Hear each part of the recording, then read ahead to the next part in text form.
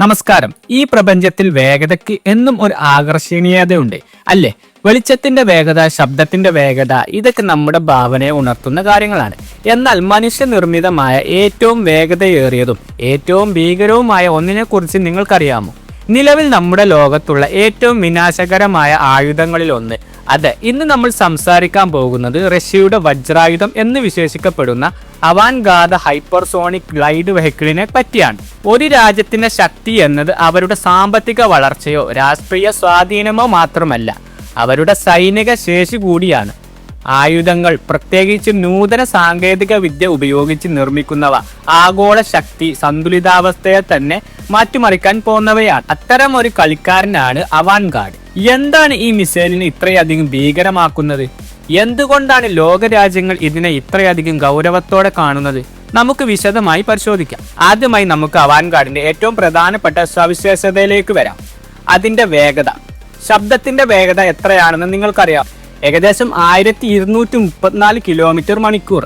എന്നാൽ അവാൻഗാർഡിന് ശബ്ദത്തിന്റെ 27 മടങ്ങ് വേഗതയിൽ സഞ്ചരിക്കാൻ കഴിയും.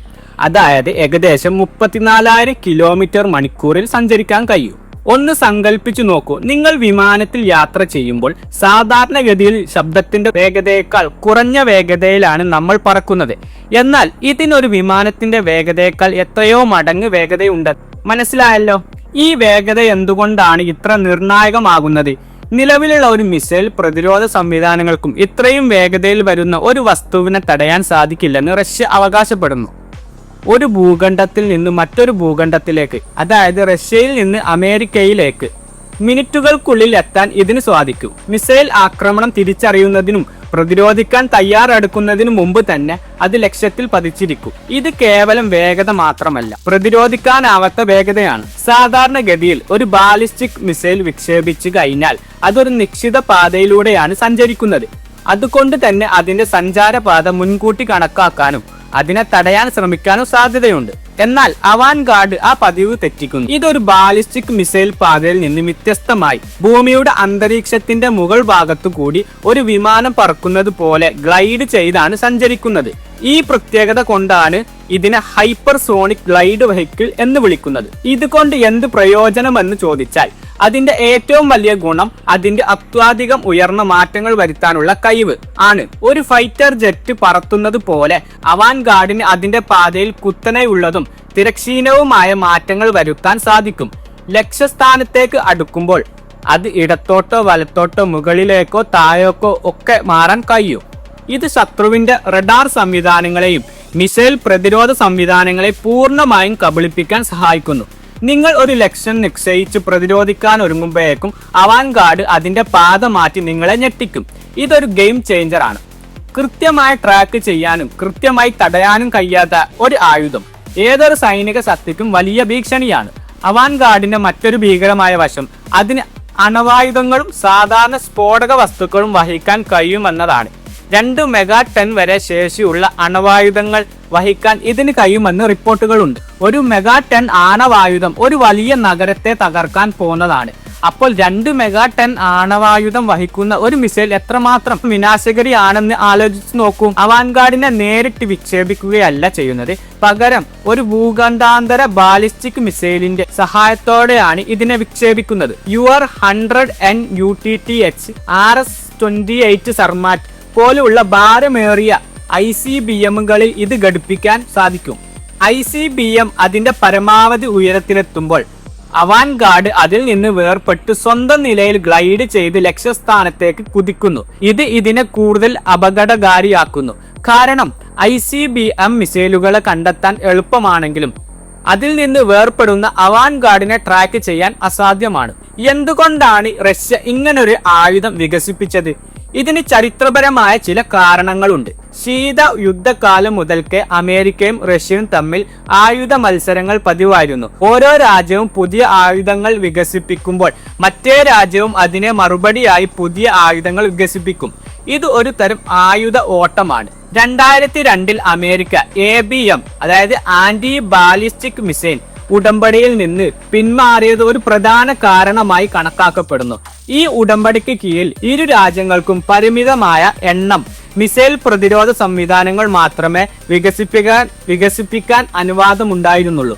അമേരിക്ക ഈ ഉടമ്പടിയിൽ നിന്ന് പിന്മാറിയപ്പോൾ തങ്ങളുടെ മിസൈലുകളെ തടയാൻ അമേരിക്ക പുതിയ പ്രതിരോധ സംവിധാനങ്ങൾ വികസിപ്പിക്കുമെന്ന ആശങ്ക റഷ്യക്കുണ്ടായി. ഇതിനെ മറികടക്കാൻ റഷ്യ കണ്ട വഴി നിലവിലുള്ള ഒരു പ്രതിരോധ സംവിധാനത്തിനും തടയാൻ കഴിയാത്ത അവാൻഗാർഡ് പോലെയുള്ള ഒരു ഹൈപ്പർസോണിക് ആയുധം വികസിപ്പിക്കുക എന്നതായിരുന്നു. റഷ്യൻ പ്രസിഡന്റ് വ്ളാഡിമിർ പുടിൻ തന്നെ പലതവണ അവാൻഗാർഡിനെ കുറിച്ച് ലോകത്തിന് മുന്നറിയിപ്പ് നൽകിയിട്ടുണ്ട്. 2018 അദ്ദേഹം പറഞ്ഞത്, ഇപ്പോൾ നമുക്ക് പുതിയൊരു ആയുധമുണ്ട്. ഇത് നിലവിലുള്ള എല്ലാ മിസൈൽ പ്രതിരോധ സംവിധാനങ്ങളെയും മറികടക്കാൻ കഴിവുള്ളതാണ്. ഇത് ആഗോളതലത്തിൽ പ്രതിരോധ ശേഷിയുടെ കാര്യത്തിൽ റഷ്യയെ ഒറ്റപ്പെടുത്താൻ ആർക്കും കഴിയില്ലെന്ന് ഉറപ്പാക്കും എന്നാണ് പറഞ്ഞിട്ടുള്ളത്. ഇത് റഷ്യയുടെ സൈനിക മേൽക്കൈമയും ആഗോള ശക്തി സന്തുലിത അവസ്ഥയിൽ അവരുടെ സ്ഥാനവും ഉറപ്പിക്കാൻ വേണ്ടിയുള്ള ഒരു നീക്കമായിരുന്നു. അവാൻഗാർഡ് മിസൈലുകൾ 2019 ഡിസംബർ 27 റഷ്യൻ സൈന്യത്തിന്റെ ഭാഗമായത്.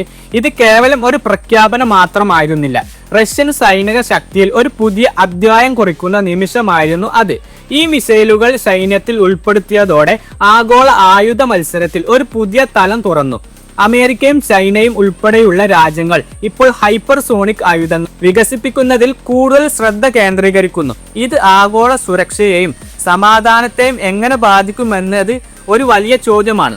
ഈ ആയുധത്തിന്റെ വരവ് പലപ്പോഴും ഭയവും ആശങ്കകളും ഉയർത്തുന്നുണ്ട്. നിലവിലുള്ള മിസൈൽ പ്രതിരോധ സംവിധാനങ്ങളെ മറികടക്കാൻ അവാൻഗാർഡിനുള്ള കഴിവ് ഒരു ആണവ ആയുധ യുദ്ധത്തിന് സാധ്യത വർദ്ധിപ്പിക്കാൻ സാധ്യതയുണ്ടെന്ന് ചില വിദഗ്ധർ ആശങ്കപ്പെടുന്നു. കാരണം ഒരു ആണവായുധ ആക്രമണം തിരിച്ചറിഞ്ഞാൽ അതിനെ തടയാൻ കഴിഞ്ഞില്ലെങ്കിൽ തിരിച്ചടിക്കാനുള്ള സമയം വളരെ കുറവായിരിക്കും. ഇത് ലോകരാഷ്ട്രങ്ങളെ കൂടുതൽ ആക്രമണോത്സുകരാക്കുമോ എന്ന ഭയവുമുണ്ട്. എന്നാൽ ഇതിന്റെ മറുവശം ചിന്തിക്കുകയാണെങ്കിൽ ഇതൊരു പക്ഷെ ഒരു തരം പരിമിതിയായി വർത്തിച്ചേക്കാം. അതായത് റഷ്യക്ക് ഇത്രയും ശക്തമായ ഒരു ആയുധം ഉള്ളത് കൊണ്ട് മറ്റു രാജ്യങ്ങൾ റഷ്യയെ ആക്രമിക്കുന്നതിൽ നിന്ന് പിന്തിരിഞ്ഞേക്കാം. ഇത് ലോകത്ത് ഒരു വലിയ യുദ്ധം ഒഴിവാക്കാൻ സഹായിക്കുമെന്ന് ചിലർ വാദിക്കുന്നു. എങ്കിലും ഈ ആയുധങ്ങളുടെ വികസനം ഒരു ആയുധ മത്സരത്തിലേക്ക് നയിക്കുന്നു എന്നതും സത്യമാണ്. എന്തുകൊണ്ടാണ് ഈ ആയുധങ്ങൾ ഇത്രയും പ്രാധാന്യം അർഹിക്കുന്നത്? കാരണം ഇവ കേവലം ലോഹവും സ്ഫോടക വസ്തുക്കളുമല്ല. ഇവ രാജ്യങ്ങളുടെ രാഷ്ട്രീയ ഇച്ഛാശക്തിയുടെയും സാങ്കേതിക മുന്നേറ്റത്തിന്റെയും പ്രതീകങ്ങളാണ്. ശാസ്ത്രവും സാങ്കേതിക വിദ്യയും എത്രത്തോളം മുന്നോട്ട് പോയിരിക്കുന്നു എന്നതിന്റെ ഉദാഹരണമാണിത്. എന്നാൽ ഈ ശക്തിയെ എങ്ങനെയാണ് ഉപയോഗിക്കുന്നത് എന്നതാണ് പ്രധാനം. സമാധാനപരമായ ആവശ്യങ്ങൾക്കായി സാങ്കേതിക വിദ്യ ഉപയോഗിക്കുന്നതിനു പകരം ആയുധ മത്സരങ്ങളിലേക്ക് നീങ്ങുന്നത് മനുഷ്യരാശിയുടെ ഭാവിയെ എങ്ങനെ ബാധിക്കുമെന്ന് ചിന്തിക്കേണ്ട വിഷയമാണ്. ചുരുക്കത്തിൽ അവാൻഗാർഡ് ഹൈപ്പർസോണിക് ഗൈഡ് വെഹിക്കിൾ വേഗതയും ചലനശേഷിയും ഒരുമിപ്പിച്ച് നിലവിലുള്ള പ്രതിരോധ സംവിധാനങ്ങൾക്ക് വെല്ലുവിളി ഉയർത്തുന്ന ഒരു അത്യാധുനിക ആയുധമാണ്. റഷ്യയുടെ സൈനിക ശേഷിയിൽ ഇതൊരു പ്രധാന കൂട്ടിച്ചേർക്കലാണ്. എന്നാൽ ഇത് ആഗോള സുരക്ഷയ്ക്ക് എത്രത്തോളം ഭീഷണിയാണെന്ന ചോദ്യം ഇപ്പോഴും നിലനിൽക്കുന്നു. ഈ വിഷയത്തെക്കുറിച്ച് നിങ്ങൾക്ക് എന്ത് തോന്നുന്നു? അവാൻഗാർഡ് പോലുള്ള ആയുധങ്ങൾ ലോകത്ത് സമാധാനം നിലനിർത്താൻ സഹായിക്കുമോ അതോ യുദ്ധ സാധ്യത വർദ്ധിപ്പിക്കുമോ? നിങ്ങളുടെ അഭിപ്രായങ്ങൾ കമന്റ് ബോക്സിൽ രേഖപ്പെടുത്തുക. ഈ വിഷയത്തെക്കുറിച്ച് കൂടുതൽ ആളുകളിലേക്ക് വിവരങ്ങൾ എത്താൻ ഈ വീഡിയോ നിങ്ങൾക്ക് ഇഷ്ടമായെങ്കിൽ ലൈക്ക് ചെയ്യാനും നിങ്ങളുടെ സുഹൃത്തുക്കളുമായി പങ്കുവെക്കാനും കൂടുതൽ ഇത്തരം വിഷയങ്ങളെക്കുറിച്ച് അറിയാൻ ഞങ്ങളുടെ ചാനൽ സബ്സ്ക്രൈബ് ചെയ്യാനും മറക്കരുത്. അടുത്തൊരു വിഷയമായി വീണ്ടും കാണാം. നന്ദി.